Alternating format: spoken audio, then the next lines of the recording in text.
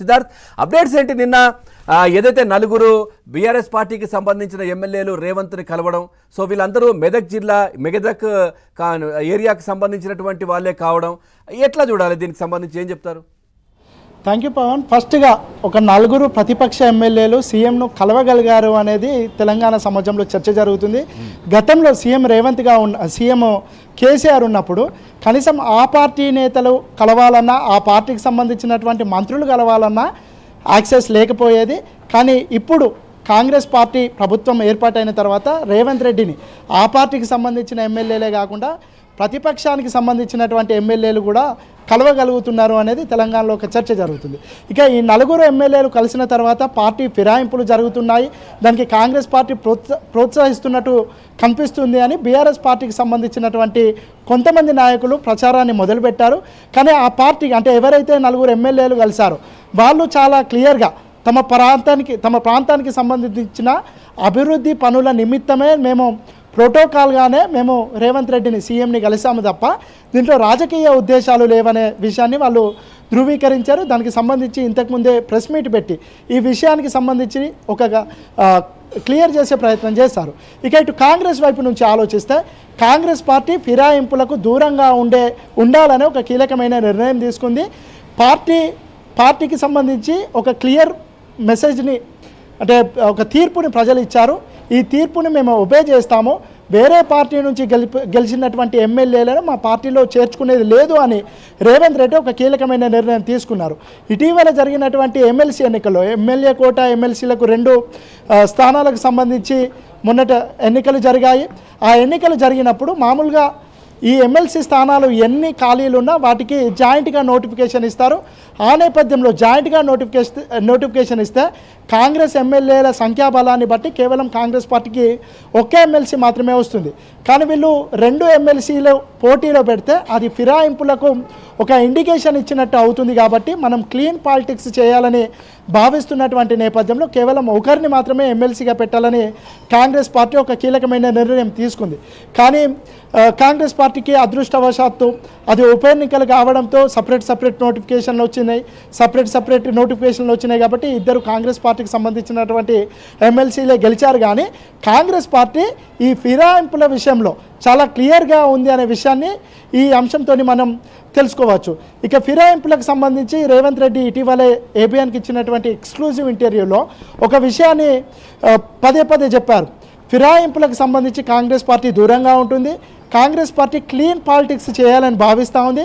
గతంలో కేసీఆర్ చేసినటువంటి తప్పిదాలను మేము చేయము. కాంగ్రెస్ పార్టీ ఒక డెమోక్రటిక్ వేలో ఉంటుంది, ఒక పారదర్శకంగా ఉంటుంది, పైనీర్గా అంటే ఒక మార్గదర్శకంగా ఉంటుంది.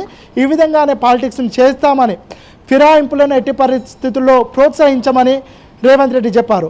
ఒకవేళ ఎల్పీ మొత్తం 26 మంది ఎమ్మెల్యేలు విలీనం అయ్యే పరిస్థితి ఉంటే మేము దానికి సంబంధించి పార్టీలో చర్చించి ఒక నిర్ణయం తీసుకుంటాం. కానీ ఒకరిద్దరు సిద్ధంగా ఉన్నారని మేము వాళ్ళిద్దరిని చేర్చుకోవడానికి సిద్ధంగా లేము. ఎందుకంటే మేము క్లియర్ కట్గా మాకు మ్యాజిక్ ఫిగర్కి కావలసిన దానికంటే ఎమ్మెల్యేలు ఎక్కువ మందే ఉన్నారు.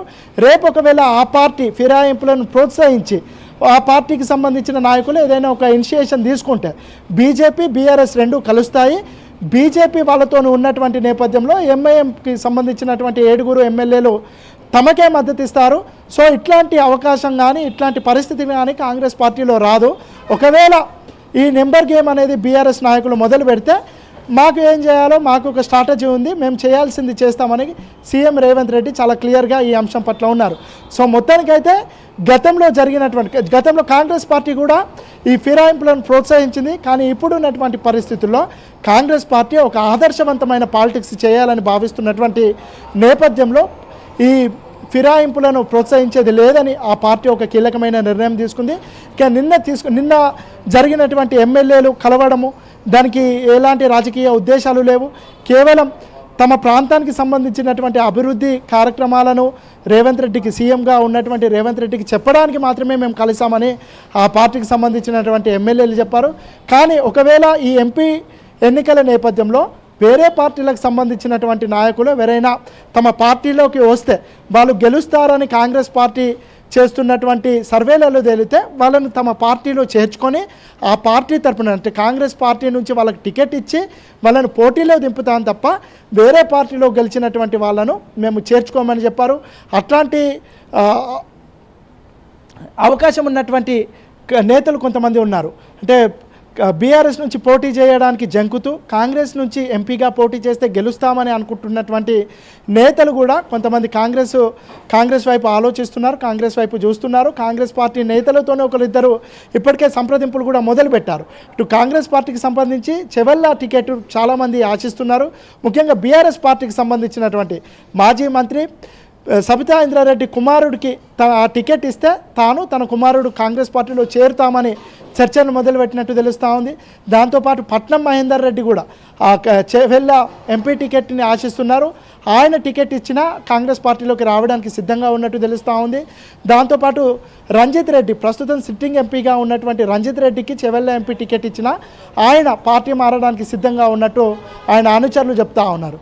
దాంతోపాటు ఇటు మహబూబ్ నగర్ సిట్టింగ్ ఎంపీగా ఉన్నటువంటి మన్నె శ్రీనివాసరెడ్డి ఈసారి పోటీ చేయడానికి ఆసక్తి చూపట్లేదు. ఆయన అన్న కొడుకుగా ఉన్నటువంటి Manne Jeevan Reddy Congress party MP ticket ఇస్తే ఆయన కాంగ్రెస్ పార్టీలోకి రావడానికి సిద్ధంగా ఉన్నాడు. ఇప్పటికే ఆయన కేసీ వేణుగోపాల్ని కలిశాడు. ఆయన టికెట్ క్లియరెన్స్ వస్తే ఆయన కాంగ్రెస్ పార్టీలోకి రావడానికి సిద్ధంగా ఉన్నాడు. ఇటు బీజేపీకి సంబంధించి కూడా సోయం బాబురావు పేరు వినిపిస్తుంది చాలా రోజుల నుంచి. దాంతోపాటు ఒక ప్రత్యేక పరిస్థితుల్లో బీజేపీలో చేరినటువంటి ఈటెల రాజేందర్ పేరు కూడా వినిపిస్తుంది. ఆయన కాంగ్రెస్ పార్టీ నుంచి అంటే కాంగ్రెస్ పార్టీలోకి వస్తే కరీంనగర్ ఎంపీగా ఆయనను బరిలో దించుదామని కాంగ్రెస్ పార్టీ భావిస్తున్నట్టు కూడా వార్తలు వస్తున్నాయి. సో ఇప్పటికైతే పార్టీ ఫిరాయింపుల విషయంలో కాంగ్రెస్ పార్టీ క్లియర్గా ఉంది.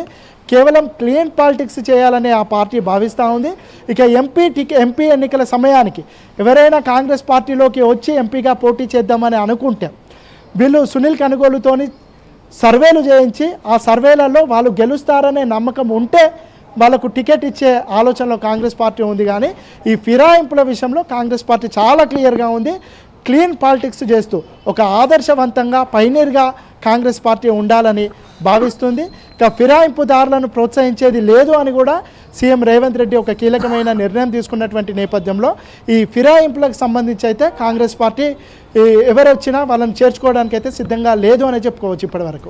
Right, thank you Siddharth, thanks for the updates. ఇక ఇదే అంశానికి సంబంధించి మనతో చర్చలో పాల్గొంటున్నారు ఇటు బీఆర్ఎస్ పార్టీ అధికార ప్రతినిధి కర్నె అరవింద్ గారు కూడా లైవ్లో సిద్ధంగా ఉన్నారు. అరవింద్ గారు